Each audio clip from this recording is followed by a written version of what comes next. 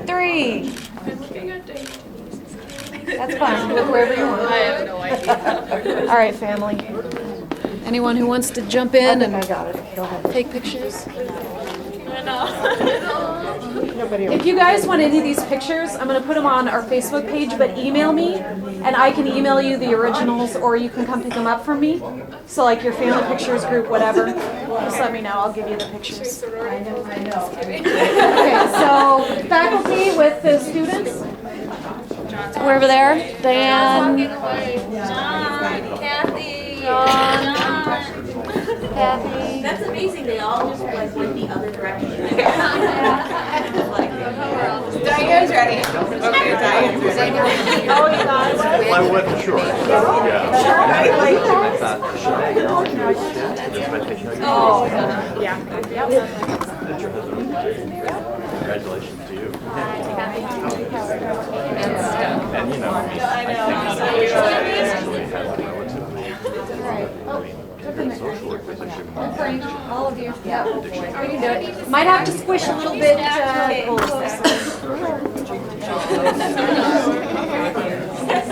There we go. All right, 1, 2, 3.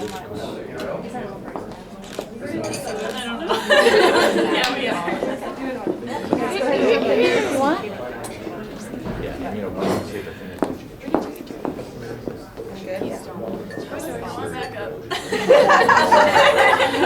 They're cramping. No.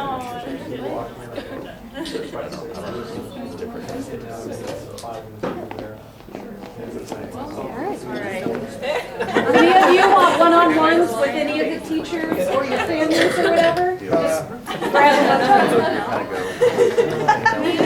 Denise, can I get a one-on-one with my student advisor? Yes. Yeah, John, we have to take a one-on-one photo.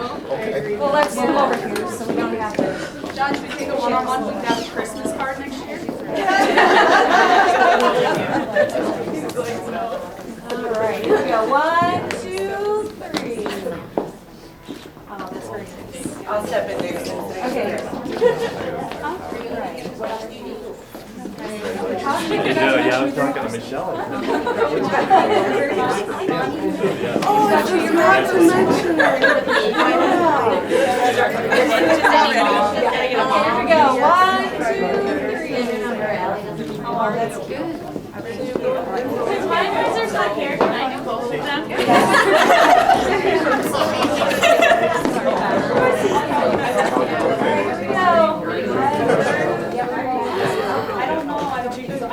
And I mean, come on, you guys are basic. No, that's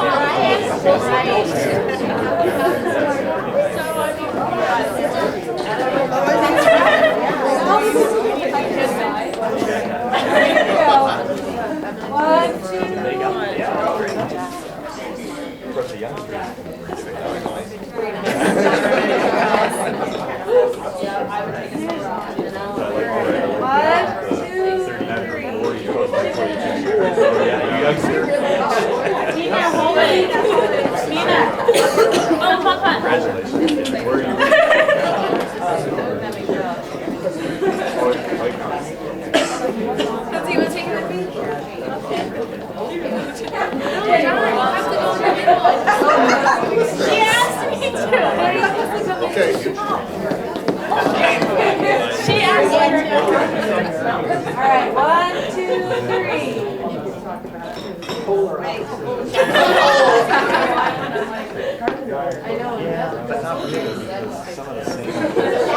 Your mom, So you've been exposed to that.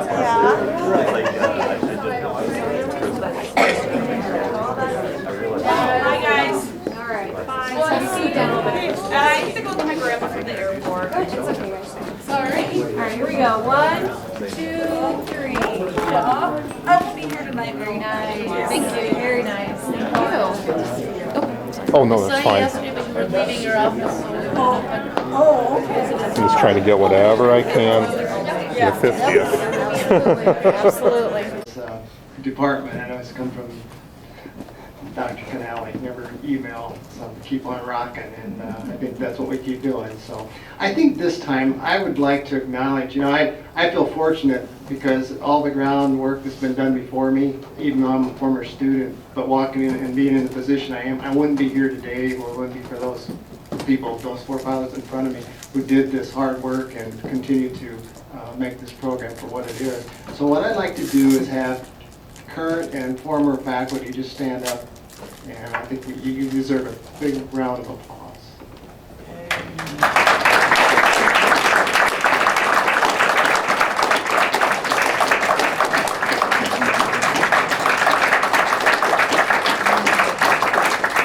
And we'll expect a speech from each one of you in a little bit. So I think, you know, something I'd like to acknowledge too is that, you know, we've been placed under the School of Health Sciences in the last few years, and we really appreciate the support that we get. And today we're honored to have the Dean of the School of Health Science, Dr. Lawler, here.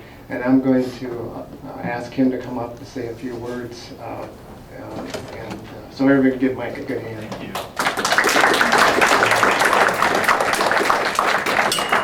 That is hard to top. Well, thank you, and I'm really proud to be associated with the Department of Addiction Studies. I'm very, very proud of it. Yeah, I want to acknowledge as well the faculty. It's remarkable the consistency we've had over the years connecting Dr. Williams and having Mrs. Williams here, and then all the faculty that he taught, and to hear those lovely words. Sometimes we get caught up in what's current and we forget the broad shoulders we stand on. And I appreciate you guys recognizing that great history. And to see my good colleague Dr. Keneally here, who seems to be getting younger since she retired a year ago. So welcome back, Dr. Keneally. So I spoke earlier briefly with the students, and some of you have heard me speak before. So let me just talk about a few themes that are of interest to me. So I'm the Dean of the School of Health Sciences, but I'm a social worker, and it's who I am. Social work brought me to the academy, and therefore I continue to do that work. So things like addiction studies and things like addiction are very, very important to me. But when I look back on my career, there's been a common theme about addictions. It's the addiction problem, if you will. So I worked in mental health in a number of settings, and people with addictions to alcohol and drugs usually had notations in their files like, must first address addiction before they address their mental health issues. When I worked in child welfare, we would develop these service agreements with parents to get their children back because of child neglect or child maltreatment. And there'd be things in the file that says, needs to get clean before other services can be provided. And when I worked a bit in state prisons, needs to stay drug-free before participating in other services. And then of course, even in my career now, in my career in higher education, students must demonstrate sobriety before being allowed into certain activities. And of course, the common feature in all those places that I've lived my life as a professional, the common feature is that there was a distance between addictions and health and human services. There was the addiction problem, and then the other issues of health, human services, law enforcement, education. And I shared earlier with the students, and I've shared with the addiction faculty many times, and it's worth noting. So I'm the Dean of the School of Health Sciences. I have 3 human services related degrees, and I've never taken a formal class in addiction studies, never. Done some training, I've listened to Gene Dinelk, I've gone and I've listened for wisdom, but I've never been trained in it. That's because the addiction problem was over here, and the things I was studying were over here. So addictions, in my mind, has been separated not just a little bit, but for generations from other services. Part of it is just the challenge of addictions, the denial of it existing in all of our families, the pain that it evokes when we think about our families and our loved ones, or maybe ourselves battling addictions. It's a difficult thing, and it's hard to talk about. You all know this because you're addictions professionals. But one of the things that just I absolutely love about this department, and love is the term, is that here you've been battling this issue for 40 years. There are not many addiction programs around, period, and not many in the country that are battling this issue for 40 years. So I'm very proud that you are the center of development, not just for addiction studies, interventions, the addiction problem, but integrating it over here with other health and human services disciplines relative to intervention and prevention and so on. So our faculty, students, alumni, staff, you've all been key contributors to what I would call a new science of addiction studies and the new practice of addictions counselors, the new practice of prevention specialists, including in South Dakota, the licensed addiction counselor. Licensed addiction counselor. So it's absolutely wonderful. And I think we need this science of addiction studies, and we need it for a number of reasons. But key for me is we have to drive away the fear of addictions. We have to drive away fear and bring understanding, compassion, love, and hope for individuals and communities. At the same time, we also have to consider the cultural context of addiction and the importance of spirituality and traditions, as was modeled, so well in this video through John R. Williams' leadership and also ADS continued support of the Red Road approach to recovery. So I just want to make sure that you know, all of you here who are related to the addiction studies major, the department who have contributed over the last 40 years. I commend you and for this commitment and new knowledge and new development of the new science in addiction studies. I sincerely thank you, and I'm very proud to be associated with you and to call you colleague. Thank you.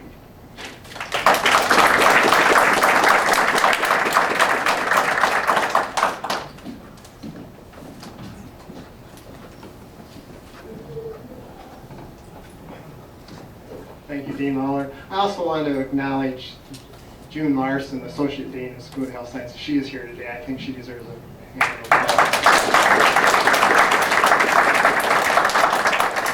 So I want to do something a little different right now. I kind of like to know, since we've had a span of 40 years of education and so forth, I'd like to just kind of ask people who received education during the 70s in this room, if anybody has received education in the 70s through the Alcohol Drug Studies or Addiction Studies program, would you please stand up? Gene. This morning we had an official pinning ceremony, but what we'd like to do this afternoon is actually give all students who attended Addiction Studies courses through the classes to actually give you a pin as well. So Denise, would you give the honors? And we have we've changed our names to protect the innocent over the years, haven't we, Dr. Pino? Yeah, why don't you come up, Gene? Gene will also be given a few words in a few minutes, and we might as well acknowledge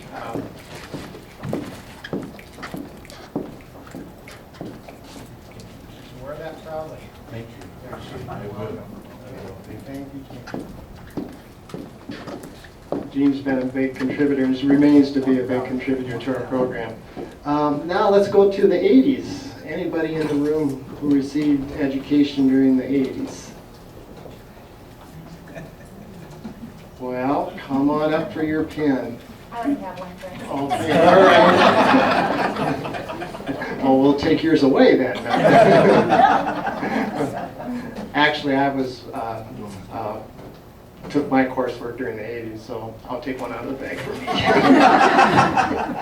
Okay, how about the 90s? All right. Well, come on up. Come on up and receive your pin.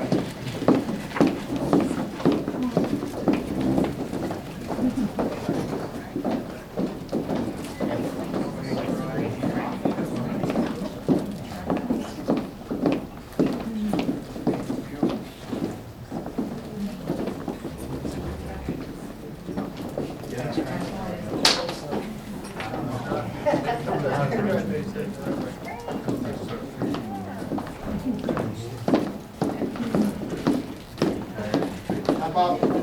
about 2000 up to 2010?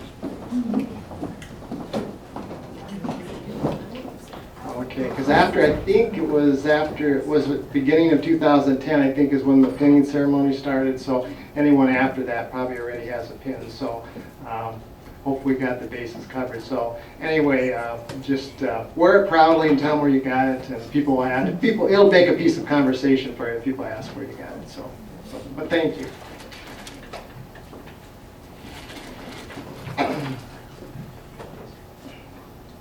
Okay, also I want to acknowledge something that just happened where we found out yesterday, good news. Our students continue to perform well, as they're very professional, as we realize that. But we have a student in the room here who received an internship from SAMHSA, is that correct? Yeah. Okay, Ross Diedrich, would you want to stand up? And I think he deserves a hand of applause. Actually, Ross is the second student who received this award. Last year was Leon Leader Charge. And so this is a very competitive. How many applicants applied for this? Over 6,000. So that just tells you the caliber of the students that we produce in our department. And to have two in a row is just amazing. So, so we just give you the best. I hope your summer goes well, Ross. And tell them how it is. And then send some students our way too.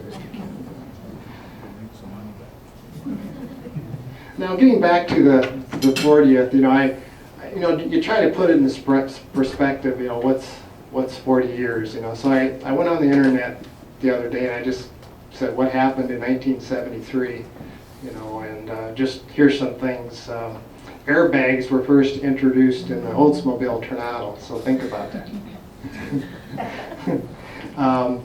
The top TV shows were All in the Family, The Waltons, Sanford and Son, MASH, and Hawaii Five-0. But Hawaii Five-0 has not been going on for 40 years, but as we know, they've reinvented that show.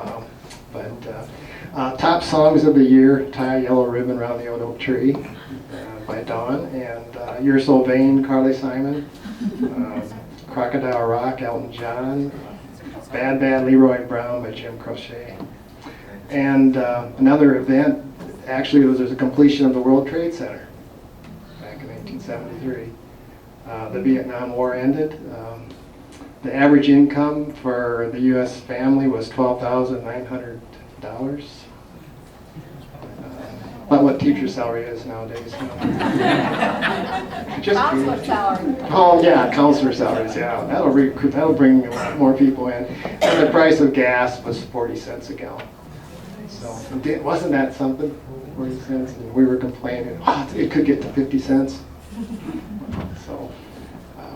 So anyway, those are just some things to think about. Anyway, we do have a few speakers we somewhat corralled into to this afternoon's activity. We have Diane Williams, and we have Jean Denelk, and Dr. Canali agreed to share a few words about the department, and I think we'll start off with Dr. Canali. Dr. Canali was a former chair of the department for so many years, a mentor of me, and I appreciated all the support that she's given me over the years. She actually was the person who brought me back to teach for the Addiction Studies program. So with that being said, let's give Dr. Canali a hand of applause.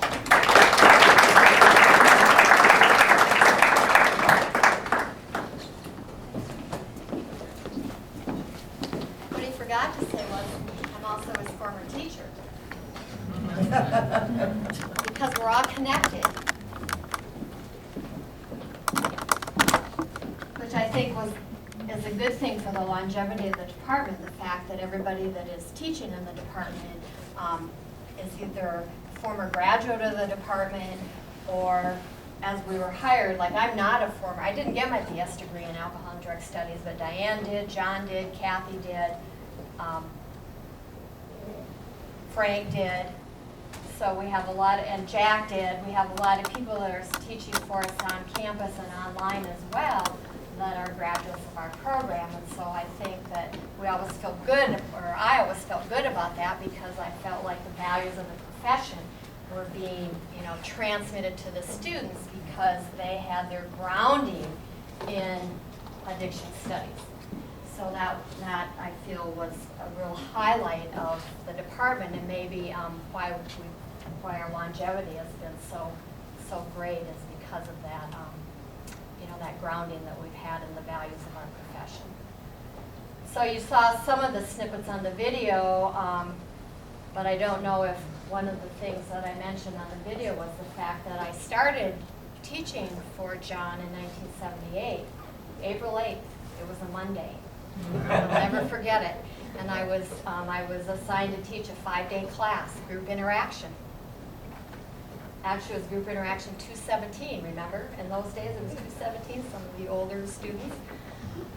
So I was scheduled to teach that class over 5 days because our department, we were doing a lot of things, not just educating students in addiction counseling, but we had, contracts that would come in and different sorts of requests that would come in from people that they would want different things. And it happened to be that particular week that that John asked me to teach this class, he and Bill Pike and Bob Carr were scheduled, they had been contacted by the Department of Justice, and they were scheduled to go to the South Dakota Penitentiary and interview Native American inmates, because there had been a report or a complaint or a grievance filed that our Native American inmates at the South Dakota Penitentiary, were there might be some racial bias or whatever, and so they were asked by the Department of Justice to go in and interview Native American inmates at the prison. And so John was kind of up a creek because he didn't have anybody to teach this class. And so Bob Carr happened to recommend me. So it's all about, who you know, right? And so he recommended me. He said, well, Donna's just hanging out on the couch watching soap operas all day. She could use something to do. Those of you that don't know Bob Carr and I happen to be married, and so he could get away with saying things like that. So they dusted me off and they brought me in, and I taught this class, and it was a very good experience for me. I had all adult learners, and I found them to be a very open and gracious class, that particular class. So that was how I started, and then I did pretty well, the evaluations were pretty good, and so then I stayed on, and about 1 week a month I would go out, either Bob and I would go out, probably Bob and I went out mostly together and co-taught our curriculum at different sites around the state of South Dakota. And in 1978, they were just finishing up with their IHS contract that we had gotten to teach Native American adult students who wanted to get education. We'd been involved in kind of the tail end of that, and then moved on to the state. In about 1980 or so, the state of South Dakota was looking toward credentialing substance abuse counselors, and so John worked with the state to get a training contract to come to the state, and so we would provide our curriculum then around the state of South Dakota to people that were interested in eventually becoming certified. Certification was going to happen in 1982, and the State Division of Alcohol and Drugs and Peer were kind of putting a little bit of hammer down and saying to treatment programs, if you don't get your counselors certified, then we're not going to keep funding you. And so there was a little bit of a lever there to get these alcohol and drug counselors starting to take some classes. And so that was kind of a big part of, we had that contract with the state for about 15 years. And that was, like Kathy had said in the video, that was primarily how she and I were funded year after year for 15 years. We didn't know from year to year if we were going to get the contract from the state. And so we were busy providing those classes in the summer. And then after I finished my master's degree, John hired me to start teaching on campus. And that is then I became the outreach director, and so I would find people around the state to teach our classes during the academic year, and then in the summer I would still go out and teach the classes. So I kind of oversaw then those classes around the state that we were providing for people wanting to get certified. So that was kind of a great thing. South Dakota was very fortunate when we moved for certification. Not a lot of states were moving in that direction. But we've always been, South Dakota has been one of the few states in the country that have really kind of had that vision about credentialing our professional addiction counselors. We were in the forefront. I remember when some of the people from the certification board would go back to meetings, national meetings, wherever they had those, and how people from other states would trail Marcy and Roger around, follow them around and asking them questions about, well, how did you get that going? And how did you get these classes? And wow, you guys are really doing, you have academic classes that they have to take in order to get certified. People were blown away by that. Other states were doing fly-by-night training sessions, 2 or 3 day training sessions, and then, oh yeah, well, you can become an addiction counselor. South Dakota chose to take the high road, and I think they chose it, the certification board chose to take the high road because the academic program was already here. We were already established on the department. Many states couldn't say that. Today, they still can't say that. We're really unique in that way. And so we've carried on that vision over the years, and we've grown. In 2010, I think, actually, 1973, when we say is our 40 years, that's when we started offering classes. We didn't get the actual BS degree. We're going to have to come back and have another party because we didn't get the BS degree until 1978. So there you go, Frank. You're going to have another party because in 1978, then is when we got our BS degree. So we've been offering that BS degree since 1978. I remember the Board of Regents. I know every person was on the Board of Regents when they voted to approve us for a BS degree. That was a very visionary thing in 1978 when you think about the Board of Regents as we know them today. But the Board of Regents in that time to approve us for a bachelor's degree was unheard of. It was a great thing. And like I said in the video, I didn't even realize that the department was that new when I started teaching classes for John. But we were very new. And so then it was in 2010, I became the department chair in 2001, November 1st of 2001. And over those years, then we continued to build the department. The department switched and went into online delivery. So we didn't have our flip charts and our magic markers, and we weren't marching out off to West River to teach classes anymore, face to face. We were doing it now primarily. So it's about 1999, I think, is when we offered our first class online. And I remember talking to people over at Continuing and Distant Education, and we were one of 4 departments on campus that was involved in online education in 1999. And just people were saying, oh, it's a phase, it's not, it's going to go away. And we offered our 2 survey classes. Survey to alcohol, survey to drugs. We offered those online, starting in 1999. So, and then it just kind of mushroomed from there, and the faculty said, we got to do it. And I'm saying to them, I was very doubtful. Well, how can we do group interaction online, you guys? Geez, come on, how's this going to work? We can do it. We're going to, embed, experiences in the class so they have to go out and actually do these sort of things, And so it all worked out, and we moved to online delivery. We started with an undergraduate certificate, and we moved to a BS degree, and we were busy building the program, taking it up a notch. And then we've been, actually in about 2000 with John R. and Diane and myself, and I can't remember who else, but we were having some meetings with people around campus about starting a master's degree. And things aren't really going very well. We ran into a lot of unknowledgeable people that, weren't really clear about, what we were all about actually. And so I spent probably 2 years going around educating people about, administrators. Lynn Ronstadt was one, very open and, nice when she understood what we were all about.